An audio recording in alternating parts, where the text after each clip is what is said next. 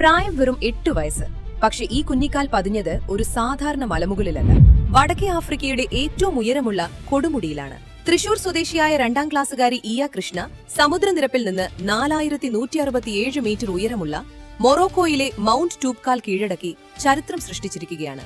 മഞ്ഞിൽ കളിക്കാനും മലയുടെ സൗന്ദര്യം കാണാനുമായി അച്ഛനൊപ്പം ആരംഭിച്ച യാത്ര 3 ദിവസം നീണ്ട കഠിനമായ കയറ്റത്തിനൊടുവിൽ ഏഷ്യയിലെ ഏറ്റവും പ്രായം കുറഞ്ഞ ടൂബ്കാൽ ജേതാവെന്ന അപൂർവ നേട്ടമായി മാറി. എന്നാൽ ഈ വിജയം ആദ്യ ശ്രമത്തിൽ ലഭിച്ചതല്ല.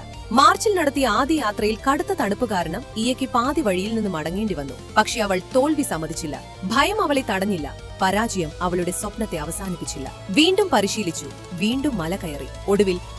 ഒരിക്കൽ മടങ്ങിപ്പോകേണ്ടി വന്ന അതേ പർവ്വതത്തിന്റെ നെറുകയിൽ വിജയക്കൊടി നാട്ടുകയും ചെയ്തു. ഇപ്പോൾ ഈ കൊച്ചുമിടുക്കിയുടെ അടുത്ത ലക്ഷ്യം ആഫ്രിക്കയിലെ ഏറ്റവും ഉയരമുള്ള കിളിമഞ്ചാരോ. പ്രായമല്ല നമ്മുടെ സ്വപ്നങ്ങളുടെ വലുപ്പം തീരുമാനിക്കുന്നത്. വീണുപോയാലും വീണ്ടും എഴുന്നേൽക്കാനുള്ള മനസ്സാണ് വിജയത്തിന്റെ യഥാർത്ഥ ഉയരം. ഇയ കൃഷ്ണ, കേരളത്തിന്റെ ഈ കൊച്ചുമിടുക്കിക്ക് ഹൃദയം നിറഞ്ഞ അഭിനന്ദനങ്ങൾ.